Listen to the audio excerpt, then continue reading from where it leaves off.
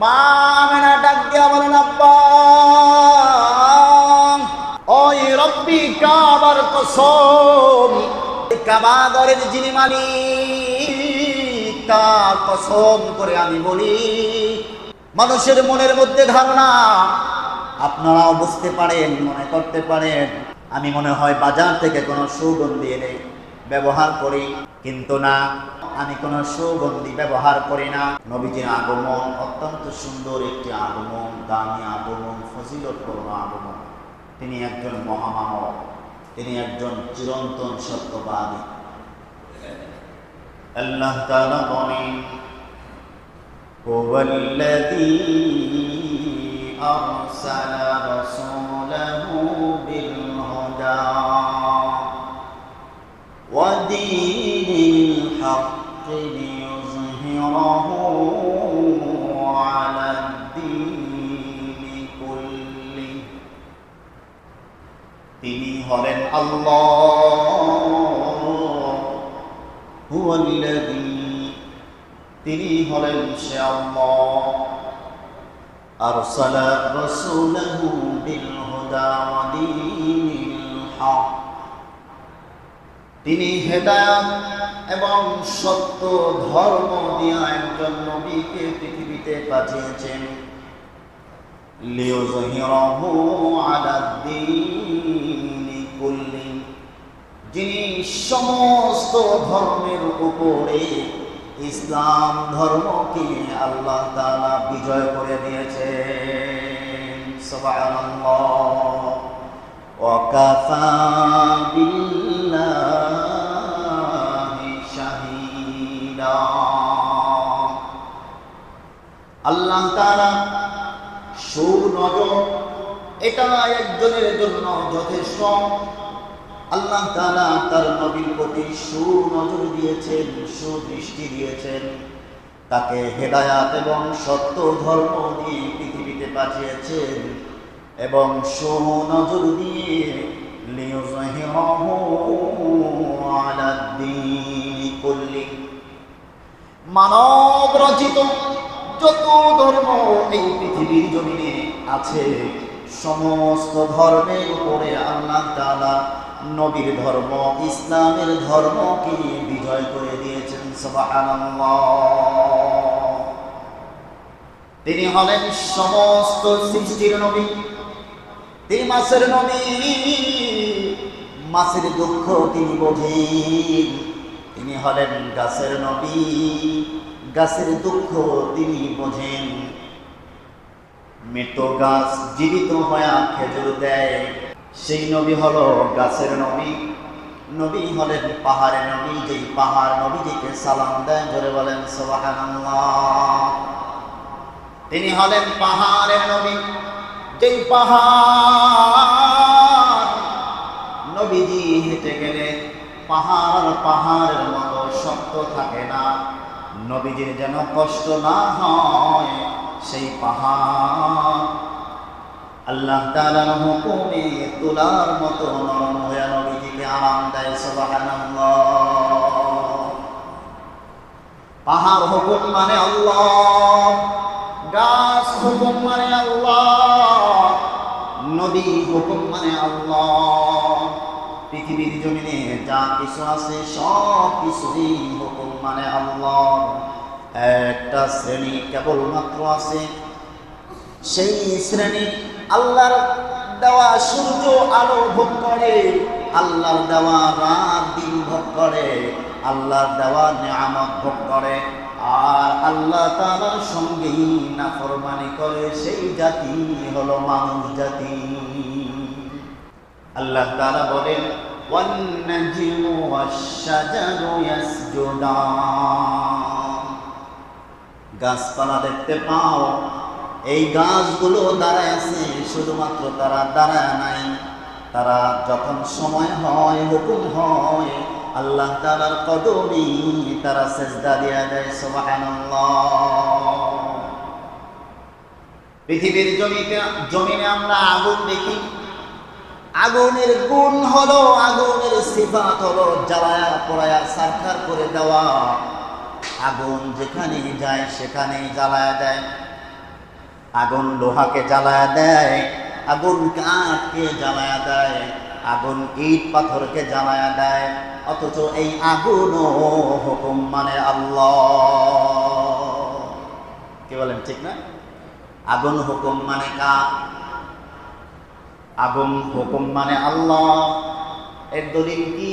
হযরতে ইব্রাহিম নবীকে যখন নমরুদ আগুনে ফেলাইছিলেন, আল্লাহ তাআলা ঘোষণা করে দিলেন, কুলনা ইয়া নারুকুনি বারদাও ওয়া সালামান আলা ইব্রাহিম। রে আগুন, তোকে আমি ক্ষমতা দিয়েছি, পাওয়ার দিয়েছি, গুণ দিয়েছি, সিফাত দিয়েছি, বৈশিষ্ট্য দিয়েছি। তোর বৈশিষ্ট্য হলো তুই পোড়ায়া সারখার করে দিবি, কিন্তু আজকে আমি হুকুম করে দিলাম, আমি হুকুম করলাম, কুলনা ইয়া নারুকুনি বারদা, ঠান্ডা হয়ে যা, ঠান্ডা হয়ে যা। আমার নবী ইব্রাহিম, ওই ইব্রাহিমকে আগুনের মধ্যে ফেলানো হবে। খবরদার, খবরদার, আমার নবীর একটা গায়ের পশম পর্যন্ত যেন পড়তে না পারে। আগুন যদি বলে, আল্লাহ তুমি আমাকে ঠান্ডা হতে বলেছো, আমি যদি ঠান্ডা হই তাহলে তো তোমার নবীর সর্দি লেগে যাবে, ঠান্ডা হয়ে যাবে, নাক দিয়ে পানি পড়বে। আল্লাহ তাআলা জানায় দিলেন, এমন ঠান্ডা হওয়া যাবে না যেই ঠান্ডায় আমার নবীর কষ্ট হতে পারে, ঠান্ডা লাগতে পারে, সর্দি হতে পারে। এমন ভাবে ঠান্ডা হবা, সালামুন আলা ইব্রাহিম, শান্তিদায়ক, আরামদায়ক ঠান্ডা হয়ে যাইবা। হযরতে ইব্রাহিম আলাইহিস সালাতু ওয়াস সালাম আগুন থেকে বের হওয়ার পরে বলেন, দুনিয়ার জমিনে আমি যতদিন জীবিত আছি, যতদিন আমি আরাম আয়েশ করেছি, আমার জীবনের সবচেয়ে শান্তিময়, সুখময়, আরামদায়ক যেই সময়টা আমি কাটাইছি, সেই সময়টা হলো নমরুদের আগুনে কাটানো সময়। সুবহানাল্লাহ। এর মতো শান্তি আমি দুনিয়ার জমিনে আর পাই না। এত আরামে তিনি ছিলেন। তিনি জান্নাতের ফুল বাগানের মধ্যে আল্লাহ তাআলা তাকে রেখে দিয়েছেন। সুবহানাল্লাহ। রশিতে পেঁচায়া নমরুদ আগুনের মধ্যে ইব্রাহিম নবীকে ফালায়া দিয়েছেন। গায়ের সঙ্গে রশি পেঁচানো, হাত বাঁধা, পা বাঁধা, রশিগুলো পুড়ে পুড়ে ছাই হয়ে গেছে। ইব্রাহিম নবীর শরীরের একটা পশম পর্যন্ত পড়ে নাই। তাহলে এখান থেকেও বোঝা যায়, আগুন হুকুম মানে আল্লাহ, গাছ হুকুম মানে আল্লাহ, চন্দ্র সূর্য হুকুম মানে আল্লাহ। সূরা আর রহমানের মধ্যে আল্লাহ তাআলা বলেন, ওয়াশ-শামসু ওয়াল কমার, আল্লাহ তাআলা ওই সূর্য এবং চন্দ্র যা কিছু আছে সব কিছুই তার হুকুম মানে। কি বলেন, ঠিক কিনা? কিন্তু মানুষ আল্লাহটা খায়, আল্লাহটা পরে আবার আল্লাহর এই গালি দেয়। এর কারণ কি? আল্লাহ তাআলা মানুষকে একটা স্বাধীনতা দিয়ে দিয়েছেন, সুযোগ দিয়ে দিয়েছেন, ছেড়ে দিয়ে দিয়েছেন, দুনিয়ায় যা ইচ্ছা করো, কিন্তু এর হিসাব আমার কাছে দিতে হবে, হিসাব দিতে হবে। এই চিন্তা মানুষের মাথায় সর্বদা থাকে না, কিন্তু স্বাধীন অবস্থায় আছে। এই স্বাধীনতা পাওয়ার পরে তার যা মন চায় তাই মানুষ করে, কিন্তু হিসাব দিতে হবে এইটা মাথায় নাই। এইটা যদি মাথায় থাকতো তাহলে যা ইচ্ছা তাই মানুষ করতে পারত না। আল্লাহ তাআলা নবীজিকে এই পৃথিবীর জমিনে আনলেন। মাসটা ছিল এই রবিউল আউয়াল মাস। যেই নবীর এত দাম, এত দাম, যেই নবী রাস্তা দিয়ে হাইটা গেলে তাকে গাছ ছায়া দিত। শুধু ছায়াই দিত না, তার গাছ সালাম দিত। পশু পাখিগুলো তাকে দেখার জন্য রাস্তার মধ্যে দাঁড়ায় থাকতো। নবীজি যখন মরুভূমি দেয়া যাইতেন, আকাশের মেঘমালা নিচে নেমে এসে তাকে ছায়া দিতেন, যাতে করে নবীজির কষ্ট না হয়। নবীজির এত দাম, এত দাম। আল্লাহ তাআলা বলেন, আমি সমস্ত মানুষকে আমার হুকুম পালন করার জন্য বানাইছি। আমি হলাম সৃষ্টিকর্তা, আমি কারোর হুকুম মানি না। আমার হুকুম সবাই মানে, আমি ইবাদত করি না, আমার ইবাদত সবাই করে, কিন্তু আপনি নবীর দামে মর্যাদায় ভালোবাসায় আমি আপনার নামে দুরূদ পড়ি। সুবহানাল্লাহ।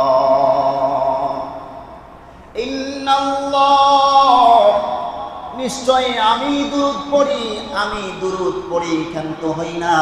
ওয়া মালাইকাতাহু, সমস্ত ফেরেশতাদেরকে বলে দিয়েছি তোমরাও আমার নবীর ভালোবাসায়, আমার নবীর সম্মানে, আমার নবীজির উপরে তোমরাও দরুদ পড়তে থাকো।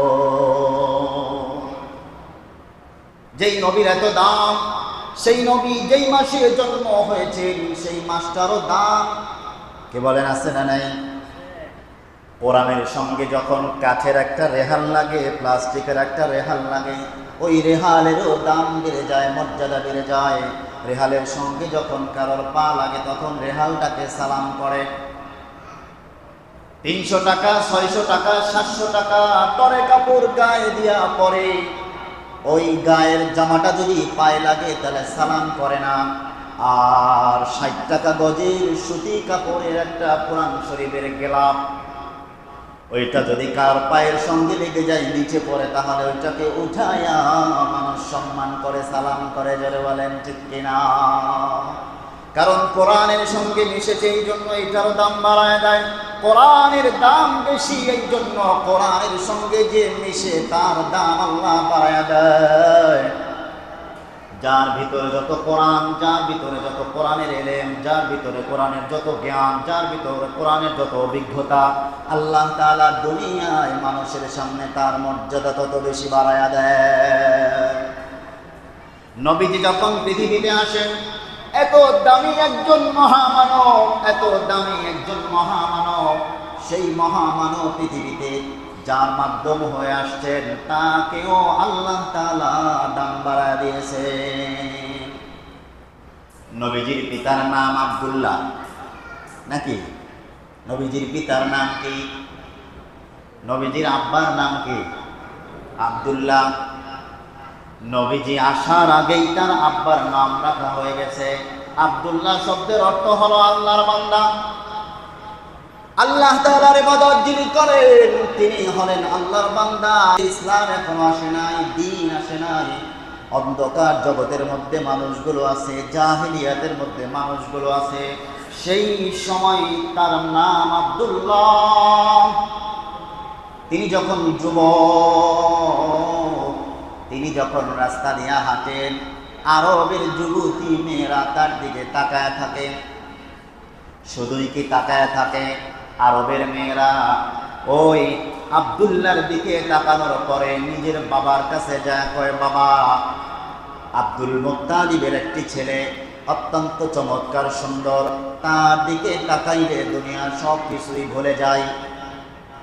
তার কপালের দিকে কেমন জানি একটা আশ্চর্যজনক নূর দেখা যায়, আলো দেখা যায়, চাকচিক্যময় কপাল দেখা যায়। তার কপালের দিকে তাকাইলে আমরা পাগল করা হয়ে যাই, দুনিয়া সব কিছু ভুলে যাই। আব্বা আব্দুল মুত্তালিবের কাছে যায়া বিয়ার প্রস্তাব লাগাও, আমরা আব্দুল্লাহকে বিয়া করতে চাই। সুবহানাল্লাহ। যার অরুদেশ হয়ে নবীজি পৃথিবীতে আসবেন, আল্লাহ তাআলা তারও দাম বাড়ায় দিলেন। আব্দুল মুত্তালিব এবং তার স্ত্রী বলতে লাগলেন, আমার ছেলের মধ্যে তোমরা এমন কি পাইলা যার জন্য তোমরা পাগল পারা হয়ে গেলা? আরবের যুবতী মেয়েরা বলেন, আপনার ছেলের মধ্যে এমন একটা বৈশিষ্ট্য, এমন একটা গুণ, এমন একটা চাকচিক্য আকর্ষণ আমরা দেখতে পাই, যেটা আরবের অন্য অন্য যুবকের মধ্যে আমরা দেখতে পাই না। আল্লাহ তাআলার মহিমা। আমেনার সঙ্গে বিয়ে হয়ে গেল। আমেনার সঙ্গে বিয়ে হওয়ার পর 3 দিন পরে আব্দুল্লাহ যখন আরবের মধ্যে বের হয়ে গেলেন, বের হয়ে যখন আব্দুল্লাহ ঘুরতেছেন, আরবের মেয়েরা আব্দুল্লাহ চেহারার দিকে তাকায়। একবার তাকানোর পর দ্বিতীয় আর একবার ফিরে তাকায় না। আব্দুল্লাহ ডাক দেয়া বলেন, এর আরবের যুবতী নারীরা, আমি বিয়ের আগে যখন রাস্তা দিয়ে হাঁটতাম, আমার দিকে তোমরা বারবার ফিরে ফিরে তাকাইতা, বিয়ের পরে তোমরা কেন আমার দিকে এখন তাকাও না? আরবের মেয়েরা বলে, বিয়ের আগে তোমার চেহারার মধ্যে, তোমার কপালে এমন একটা আকর্ষণ দেখতে পাইতাম, এমন একটা আলো নূর আমরা দেখতে পাইতাম, যেটার কারণে আমরা তোমার দিকে তাকায় থাকতাম। কিন্তু তোমার বিয়ে হওয়া আজকে প্রায় 3 দিন হয়ে গেল। 3 দিন পরে তোমার চেহারার দিকে তাকাইলে সেই চাকচিক্যময় চেহারা আজকে আর দেখতে পাই না। আল্লাহ তাআলা আব্দুল্লাহ পুরুদেশ থেকে আমিনার গর্ভের মধ্যে নবী করিম সাল্লাল্লাহু আলাইহি ওয়াসাল্লামকে দিয়ে দিয়েছেন। আমিনার গর্ভে নবীজি চলে গেছেন। নবীজি পৃথিবীতে আসবেন। দিন যায়, রাত যায়, সময় যায়। কয়েক মাস পরে নবীজির পিতা আব্দুল্লাহ সিরিয়ায় ব্যবসা করার জন্য চলে গেলেন। তার ইন্তেকাল হয়ে গেল। আমিনার কাছে খবর আসলো, আপনার স্বামী ইন্তেকাল করেছে। আমিনার মনটা বড় খারাপ, কারণ একে তো স্বামী ইন্তেকাল করেছেন, বিধবা হয়ে গেছেন, আর একে তার গর্ভের মধ্যে সন্তান। এই সন্তান ভূমিষ্ঠ হওয়ার পরে বাবা ডাকতে পারবে না, বাবার চেহারা দেখতে পারবে না, বাবার মুখ দেখতে পারবে না। গর্ভ অবস্থায় আমিনা সুখ দুঃখের কথা স্বামীর কাছে বলতে পারবে না। এই কষ্টে অবস্থায় সর্বসময় তার মন খারাপ। কিন্তু তাদের আরবের প্রথা অনুযায়ী, নিয়ম অনুযায়ী তাদের মধ্যে একটা প্রথা চালু ছিল, কারো যদি স্বামী মারা যেত, সে কম করে 1 বছরের মধ্যে তার গায়ে কোনো সুগন্ধি মাখতে পারত না। আরবের তখনকার প্রথা ছিল, স্বামী ইন্তেকাল করার পরে কোনো স্ত্রী যখন বিধবা হয়ে যায়, 1 বছরের মধ্যে সে গায়ে কোনো সুগন্ধি মাখতে পারবে না। আমিনা বাহিরে যখন পানি আনতে যায়, বাহিরে যখন কোনো কাজের জন্য যায়, তার শরীর থেকে এমন সুন্দর সুঘ্রাণ বের হয়। আরবের মানুষরা বলে, এত সুন্দর সুঘ্রাণ আমাদের জীবনে আমরা কোনোদিন নাকে পাই না। একে আর একে বলা বলি করতে লাগলেন, আরে আমিনা, স্বামী ইন্তেকাল করেছে, বিধবা হয়ে গেছো, কিন্তু তুমি কি সুন্দর সুগন্ধি দিয়া তুমি এদিক সেদিক ঘুরে বেড়াও। এই কথা বলা বলি হইতে লাগলো। আব্দুল মুত্তালিবের কাছে বিচার চলে গেল, আপনার ছেলের বউ, আপনার ছেলে ইন্তেকাল করার পরে আপনার ছেলের বউ বিধবা হয়ে গেছে, কিন্তু আমাদের নিয়ম অনুযায়ী কেউ যদি বিধবা হয়ে যায় তাহলে সুগন্ধি ব্যবহার করতে পারে না, কিন্তু আপনার ছেলের বউ এত সুন্দর সুগন্ধি ব্যবহার করে চলাফেরা করে, যেরকম সুগন্ধি আমরা কোনো দিন আমাদের নাকে পাই না। আব্দুল মুত্তালিবের কাছে বিচার আসলো। আব্দুল মুত্তালিব তার স্ত্রীর কাছে বলতেছেন, ও আমার সহধর্মিনী, সংসারী মানুষ এদিক সেদিক বিভিন্ন কথাবার্তা বলা বলি করতেছে, আমাদের বৌমা নাকি সুগন্ধি ব্যবহার করে বাহিরে যায়। তাহলে তুমি একটু বউটাকে বুঝে শুনে বইলা দাও, বৌমা, আরবের নিয়ম অনুযায়ী, আমাদের প্রথা অনুযায়ী এটা ব্যবহার করা যাবে না। আব্দুল মুত্তালিবের স্ত্রী কয়, কি করে আমি এই কথাটা আমার বৌমাকে বলবো? কিছুদিন আগেই তার স্বামী ইন্তেকাল করেছে, তার মনটা তেমন একটা ভালো না, মনটা খারাপ। এই সময় যদি আমি তাকে এই কথাটা বলি, হয়তো বা আরো বেশি কষ্ট পাইতে পারে। আব্দুল মুত্তালিব বলেন, তাহলে তুমি আর আমি সহ আমাদের বৌমাকে ঘরের মধ্যে ডাকো, বুঝায়া শোনায়া সুন্দর ভাষায়, নরম ভাষায় তাকে আমরা বুঝায়া বলি। বৌমাকে ঘরের মধ্যে ডাকলেন, ডাক দিয়া বলতেছেন, বৌমা,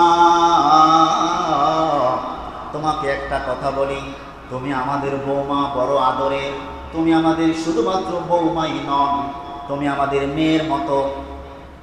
এরকম আছে না, অনেকে বউরে খুব আদর করে, তুমি আমার ঘরের বউ না, তুমি আমার মেয়ে। কিন্তু মেয়েদের অবস্থা এমন, শ্বশুর আর শাশুড়ি কথা বললে মনে করে যে সে আমার বিষ দিছে, আছে না নাই? সমাজে যখন শ্বশুর শাশুড়ি কথা বলে তার কাছে সহ্য হয় না, ভালো লাগে না, তার কাছে তিতা লাগে। কিন্তু বাবা মা যদি কোনো কুপরামর্শ দেয়, খারাপ বুদ্ধিও দেয়, তারপরও তার কাছে সেইটা মিষ্টি লাগে। শ্বশুর শাশুড়ি যদি ভালো বুদ্ধিও দেয়, তারপরেও বউদের কাছে তিতা লাগে। এমন বউ আছে না? আব্দুল মুত্তালিব বৌমাকে ঘরের মধ্যে ডাকলেন, ও বৌমা, তুমি শুধুমাত্র আমাদের বৌমা, তুমি আমাদের মেয়ের মতো, তোমাকে বড় ভালোবাসি, স্নেহ করি, আদর করি, যত্ন করি। নম্র ভাষায় নরম হয়ে সুন্দরভাবে তোমাকে একটা কথা জিজ্ঞাসা করি, মা, কষ্ট পাইও না, দুঃখ পাইও না, রাগ করিও না। আমেনা বলেন, আব্বা, কষ্ট পাবো না, রাগ করবো না, আপনি বলেন। আব্দুল মুত্তালিব বলতেছেন, আমাদের এই আরবের প্রথা অনুযায়ী কারোর স্বামী যদি ইন্তেকাল করে, কেউ যদি বিধবা হয়, তাহলে তার শরীরে সুগন্ধি ব্যবহার করা যায় না, নিষেধ। কিন্তু আশেপাশের মানুষ কানাকানি করে, তুমি নাকি সুগন্ধি ব্যবহার করে বাহিরে যাও, এটা কি সত্য নাকি? মা আমেনা ডাক দিয়া বলেন, আব্বা, ওই রব্বি কাবার কসম, ওই কাবা ঘরের যিনি মালিক, তার কসম করে আমি বলি,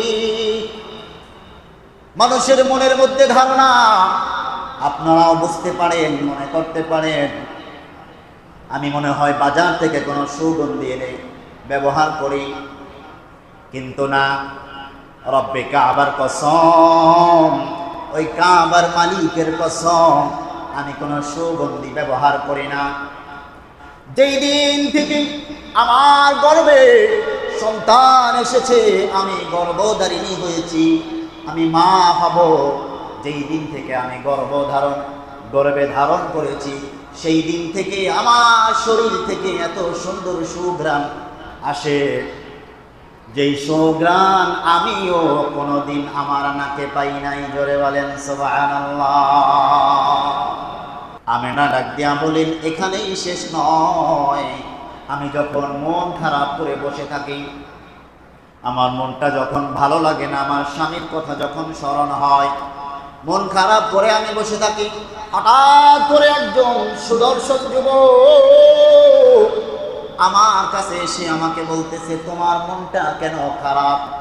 আমি বলি, আমার স্বামী ইন্তেকাল করেছে, গর্ভে সন্তান, এই সন্তান আমি কিভাবে বড় করব, কিভাবে লালন পালন করব, কিভাবে পৃথিবীতে আনবো, কিভাবে কার সঙ্গে সুখ আর দুঃখের কথাগুলো আমি বলবো। তিনি আমাকে বলেন, তুমি কি জানো তোমার গর্ভে কে এসছে? তোমার গর্ভ থেকে কে পৃথিবীতে আসবে? সে সাধারণ কোনো মানুষ নয়, সাধারণ কোনো মানুষ নয়, সে হলেন আখির পয়গম্বর, বিশ্ব নবী।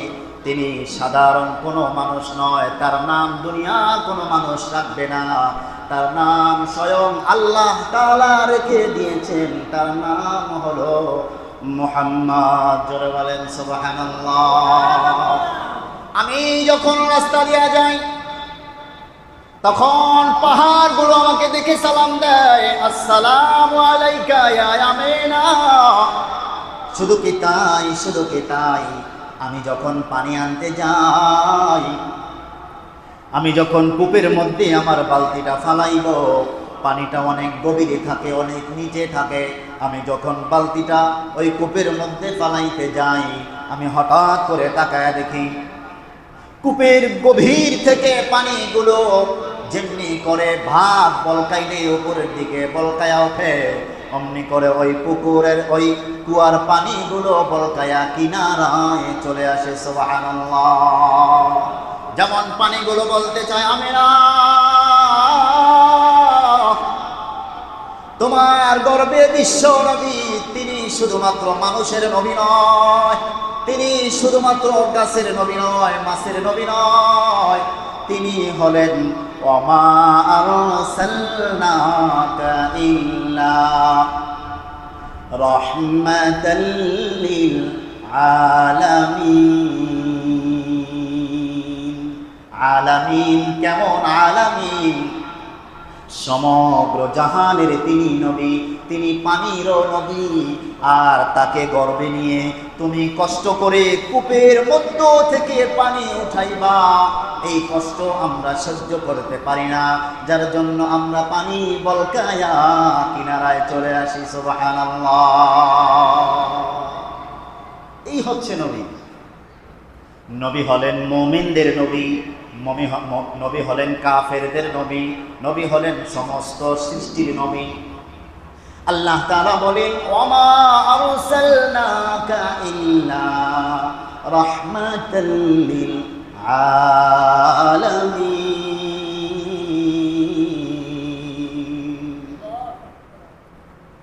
আপনার আমার হিসাবে বুঝে আসতে নাও পারে, নবী মুমিনদের নবী এইটা আমার বুঝে আসে, কিন্তু নবী আবার কাফেরদের জন্য কিভাবে নবী, কিভাবে রহমত, এইটা তো বুঝে আসে না। আল্লাহ তাআলা আমাদেরকে এই পৃথিবীতে মুসলমান করে আল্লাহ তাআলা এই পৃথিবীতে পাঠাইছেন। আমরা মুসলমান হিসেবে আছি। নবীজির মাধ্যমে আমরা দ্বীন পেয়েছি, ইসলাম পেয়েছি, ধর্ম পেয়েছি, কোরআন পেয়েছি, হাদিস পেয়েছি। আমরা আল্লাহ তাআলার হুকুম মানতেছি, নবীর আদর্শ অনুযায়ী চলার চেষ্টা করি, এইটা আমাদের জন্য রহমত, বিশ্বাস হয়। আমরা বুঝলাম, আমরা মানলাম। কিন্তু আল্লাহ তাআলা যে বললেন, ওয়ামা আরসালনাকা ইল্লা রাহমাতাল লিল আলামিন, সমগ্র জাহানের জন্য আমি তাকে রহমত করে সৃষ্টি করলাম, তাহলে কাফেরদের জন্য তিনি কিভাবে রহমত হতে পারে? আপনারা জীবনে অনেক ইতিহাস শুনেছেন, আলোচনা লম্বা করার সময় নাই। অনেক ইতিহাস জীবনে শুনেছেন, যেই নবীদের উম্মতের গুনাহের কারণে আল্লাহ তাআলা তাদের বংশ সহ, তাদের এলাকা সহ তাদেরকে ধ্বংস করে দিয়েছে। শুনছেন না? নূহ নবীকে আল্লাহ তাআলা নৌকা বানাইতে বলেছেন, নৌকা বানাইছেন, তার কওমকে আল্লাহ ধ্বংস করে দিয়েছেন। এমনি করে অনেক নবীদের বংশ আল্লাহ তাআলা, যারা আল্লাহর হুকুম মেনেছে তারা ব্যতীত সকলকে আল্লাহ তাআলা ধ্বংস করে দিয়েছেন। কিন্তু আমার আপনার নবীর বরকতে, তার রহমতে, তার ভালোবাসায় আল্লাহ তাআলা তামাম দুনিয়ার সমস্ত মানুষকে কওম সহ, গোষ্ঠী সহ কাউকে একসঙ্গে আল্লাহ ধ্বংস করে দেয় না। এইটাও হলো কাফেরদের জন্য আল্লাহর নবীর রহমত। সুবহান। এই যে নবীজির দোয়ার বরকতে কাফেররা আজকে নিঃশ্বাস ছাড়তে পারে, পানি খাইতে পারে, ঢোক গেলতে পারে, আকাশের আলো ভোগ করতে পারে, এইটাই হচ্ছে কাফেরদের জন্য আল্লাহর নবীর রহমত। সুবহানাল্লাহ। তাহলে সেই বিশ্ব নবী সাল্লাল্লাহু আলাইহি ওয়াসাল্লামের জন্ম এই রবিউল আউয়াল মাসে। এই মাসে নবী করিম সাল্লাল্লাহু আলাইহি ওয়াসাল্লাম জন্মদিন পালন করেছেন। আর আমরাও জন্মদিন পালন করি। আমরা জন্মদিনে বেশি বেশি খাই, আর নবীজি জন্মদিনে রোজা রাখছে, ঠিক কিনা? নবীজি জন্মদিন কিভাবে পালন করছেন? সোমবার দিন তিনি রোজা রাখতেন। সাহাবায়ে কেরাম জিজ্ঞেস করছেন, ইয়া রাসূলুল্লাহ, আপনি সোমবারে কেন রোজা রাখেন? নবীজি বলছেন, এই দিনে আমার জন্ম হয়েছে। আল্লাহ তাআলা যে এই দিনে আমাকে পৃথিবীতে এনেছেন, এই নাজ নেয়ামত দেখাইছেন, এই শুকরিয়া আদায়ার্থে আমি এই দিনে আল্লাহর শুকরিয়া আদায় করতে গিয়ে রোজা রাখি। সুবহানাল্লাহ। আর আমরা জন্মদিন পালন করতে 4 তলা 5 তলা কেক অর্ডার দিই, ঠিক না? আমার পোলারে আল্লাহ এত সুন্দর নুরানি চেহারালা, সুস্থ সবল, এত সুন্দর একটা পোলা আল্লাহ আমারে দিছে। এই বছর আল্লাহ যদি বাঁচায় রাখে, একটা 5 তলা কেক আনা আছে না? 5 তলা কেক, 4 তলা 5 তলা কেক আইনা বিরিয়ানি পাকায়া গরুর গোশত দিয়ে সবাই খাওয়ায়। আহারে, কি শিখলাম নবীজির কাছ থেকে আমরা। নবীজি জন্মের দিনে রোজা রাখছেন, আর আমরা বেশি বেশি খাই। তাহলে এইটা হচ্ছে নবীর জন্মের মাস, রবিউল আউয়াল মাস। এই মাসে আমাদের আমল হলো বেশি বেশি সাধ্য অনুযায়ী সম্ভব হলে রোজা রাখা। কি করা? রোজা রাখা, বিশেষ করে সোমবারে। এরপরের আমল হলো বেশি বেশি নবীজির প্রতি দুরূদ পাঠ করা। কি করা? দুরূদ পাঠ করা। নবীজি বলেন, মান সাল্লা আলাইয়া ওয়াহিদাতান সাল্লাল্লাহু আলাইহি আশারা। কেউ যদি আমার উপরে একবার দুরূদ পাঠ করে আল্লাহ তাআলা তার উপরে 10টা রহমত নাজিল করে দেয়। সুবহানাল্লাহ। তাহলে বেশি বেশি কি করা? দুরূদ পাঠ করা, বেশি বেশি নফল রোজা রাখা, বেশি বেশি জিকির করা, বেশি বেশি দুরূদ নবীজির উপরে পাঠ করা। এবং বিশেষ একটি কথা হলো, যাদের স্ত্রীরা সন্তান সম্ভবা আছে, যারা গর্ভবতী স্ত্রী আছে, তাদের সামনে নবীজির জীবনী এনে দিবেন, কিতাব এনে দিবেন যে এগুলো পড়ো। নবীজির নাক, নবীজির কপাল, নবীজির ঠোঁট, নবীজির কান, নবীজির চেহারা, নবীজির হাত পা, নবীজির দাড়ি মোবারক কেমন ছিল, সব কিছু নবীজির জীবনের মধ্যে আলোচনা করা আছে। এই নবীজির জীবনী তোমরা পড়ো, আর নবীজির জীবনকে, নবীজির চেহারাকে তোমার এই মনের মধ্যে সাজাও। তোমার মনের মধ্যে সাজাইলে তোমাকে যে একটা সন্তান আল্লাহ দিবে, সেই সন্তানটা হবে নবীজির আদর্শের সন্তান। সুবহানাল্লাহ। যাদের স্ত্রীরা গর্ভ অবস্থায় আছে তাদেরকে নবীজির জীবনী কিনে দিবেন। ফেসবুকের অ্যাকাউন্ট খুলে দিয়েন না, টাচ মোবাইল কিনা দিন না, যে সময় কাটে না কি করবা, ঘরে বসে থাকো, একটা টাচ মোবাইল কিনা দিলাম, নাও ফেসবুক চালাও। 42 ইঞ্চি একটা টিভি কিনা গ্যাসের লাইন না ডিশের লাইন দিয়ে দিয়েন না, যে নাও সিরিয়াল দেখো। তাহলে সন্তানও কিন্তু সিরিয়াল দেখার অভ্যস্ত হয়ে যাবে। মা যে আমলগুলো করে ওই গর্ভের সন্তানের উপরে সে আমলের আসর পড়ে। কি পড়ে? আসর পড়ে। কাজেই মায়েদেরকে আমল শিক্ষা দিবেন। এই মাসে বেশি বেশি নবীজির জীবনী পড়ো, নবীজির যে আমলগুলো করছে সেগুলোকে অনুসরণ করো, নবীজির চেহারাটা কেমন ছিল সেই স্ট্রাকচার তোমার মনের মধ্যে সাজাও। তাহলে আল্লাহ তাআলা তোমাকে সুন্দর আদর্শবান একটি সন্তান দান করবেন। এবং একটি দোয়া বেশি বেশি পাঠ করো, সেটা হচ্ছে রব্বি হাবলি মিনাস সালিহিন, রব্বি হাবলি মিনাস সালিহিন। আয় আল্লাহ, আমাকে একটি নেক সন্তান তুমি দান করো। সন্তান তো সবারই হয়, কতগুলো আউলা জাউরাও হয় কি না? সবার সন্তানে কি মানুষ হয় নাকি? কি রাগ করলেন কথা শুনে? সবাই কি মানুষ হয়? তাহলে আল্লাহর কাছে দোয়া করতে হবে যে আল্লাহ, আমাকে একটা নেক সন্তান তুমি দাও। রব্বি হাবলি মিনাস সালিহিন, যেই দোয়াটা হযরত ইব্রাহিম নবী এই 84 বছর 86 বছর বয়সে তিনি পড়ছেন। আল্লাহ তাআলা তাকে নেক সন্তান দিয়েছিলেন। আমরাও বেশি বেশি নিজেরা পড়ব, স্ত্রীদেরকে বলবো এই দোয়াটা বেশি বেশি পড়ো। আল্লাহ তাআলা আমাদেরকে নেক সন্তান দান করবে। রবিউল আউয়াল মাসে আমাদেরকে আল্লাহ তাআলা বেশি বেশি নফল আমল করার তৌফিক দান করুন। সকলে বলে আমিন।